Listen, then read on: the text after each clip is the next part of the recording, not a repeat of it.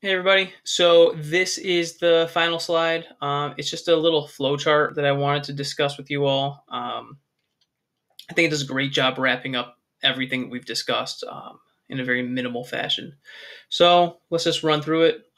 We can begin at the very beginning of this with carbohydrates. All right, we get those from our food, so we can see that up here in the top. Carbohydrates are typically chains, whether they be polysaccharides, which are very long, or they can be disaccharides, which are only two sugars together.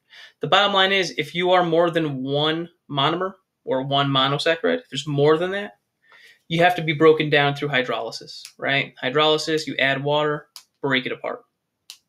Now we have individual monosaccharides.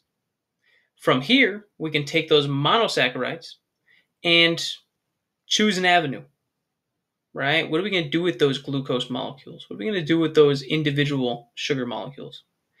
Option number one, we can go through the catabolic pathway of cellular respiration, right? What we just talked about. We can go that avenue. It is going to be catabolic. It's going to be broken down. And we're going to obtain energy in the form of ATP from this process. We will also release CO2 and H2O because, as mentioned earlier, we don't need all the carbons, hydrogens, and oxygens, right? I want what's in the bonds, not what's in the elements. I don't need those, so I can exhale those. Option number two, if I don't need to catabolize for energy, I can store these sugars. So we can add them to our body through an anabolic pathway. So we can take these extra sugars and store them because your body doesn't want to waste them. So option number one, we can store it as glycogen, right? Glycogen in our muscles or glycogen in our liver. So we can use it for later. Option two, a more long term, we can turn all that sugar into fat. And that is a long-term storage. So now we can see we can either break things down or build you up. And then option number three, which we haven't talked about, but it's just something to throw out there, we can turn these into non-essential amino acids.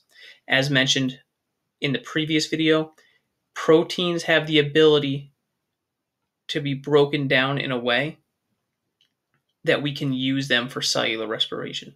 Meaning, for lack of a better way of putting this, we can take proteins and basically make them sugars so that we can use them as sugars. So why can't we just build them up and turn them into amino acids? In some cases, we can do that.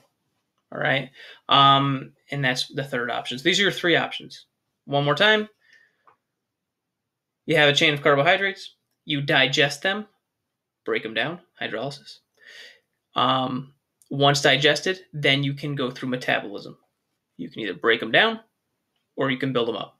These two things together, catabolism and anabolism, are both metabolism, right? Break down and build up.